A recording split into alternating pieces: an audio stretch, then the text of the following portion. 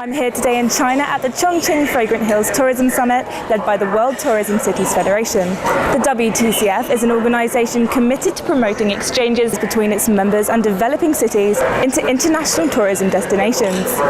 They are guided by their mantra of better city life through tourism and are partnered with various cities internationally, including London and Edinburgh. The red carpet was laid out for over 400 guests from 89 cities around the world.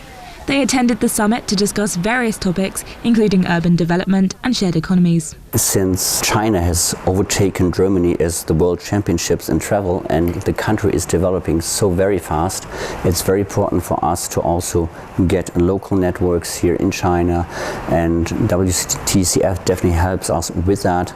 But in addition to that, you always meet also colleagues from other parts of the world. You can exchange your views on certain topics, issues like this year it's more about the share economies. So very, very good opportunity to just meet, talk and become successful. We have some of the biggest cities in the world are some of the biggest economies in the world. So I think out of the top 45 economies in the world, a third of them are cities. And within China, you have, I think, something like 20 cities with more than 5 million population. So I think with China, there's a large number of cities, and particularly those on the Silk Road, I think, have a prominent role to play in in the economic and growth of travel and tourism going forward. The event was attended by many influential names in the tourism industry. They were treated to guest speeches, various entertainment displays, and a lavish banquet showing off the best of Chongqing cuisine. However, the main purpose of the event was for the cities to make new connections and discuss the answer to improve tourism. 互联网加是一个根本性的手段，因为这个，比如说像你们英国人。到中国，知道中国就很不容易，要再知道重庆就更不容易，所以先要知道重庆，然后到重庆住在哪里，吃什么玩什么都要知道，这样的海量信息主要要靠互联网来解决，而且现在中国发展共享经济啊，有一点比欧洲、美国。就是比西方的发达国家都要好，就是什么？我们现在还没有形成非常稳定的产权观念，所以在中国接受共享经济、推进共享经济，比欧美都要容易得多。Creating stability, tranquility, peace, and resolving conflict through the United Nations will try to help to reestablish again the tranquility. That's why a large number of cities like Tokyo, New York, London, Paris are more attractive compared to Afghanistan, Iraq, Syria or other places. But progressively there are temporary hiccups with the current terrorist activity in the globe. But I think we'll come over it. The Chinese do a better job than most in terms of having a grand plan, having a vision in which travel and tourism is a key part of that. And certainly, if you look at the successive 5-year plans for China, they have travel and tourism as one of the key pillars driving this sort of economic and social growth. Tourism is not only revenue creation. It brings knowledge, it brings technology, it brings exchange of cultures, so that people will have a better awareness, a better understanding, a better exposure of how the other part of the world is going. So it brings the culture of democracy, it brings the culture of tolerance, it brings the culture of opening up, it brings a culture of usage of technology. So it has a huge dynamic. In addition, it has a huge economic impact. Smaller countries could benefit a lot with a small amount of resources by coming in terms of tourism. Chongqing is a popular tourist destination within China, thanks not only to its hot climate and beautiful mountains, but also to its vibrant and diverse city.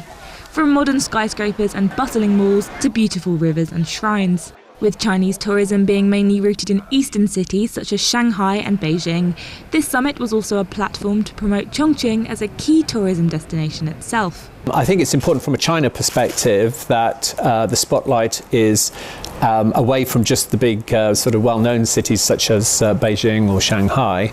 And I think this gives an opportunity for a city like Chongqing to showcase the incredible breadth of historical and cultural heritage, as well as the beauty of of this part of the world.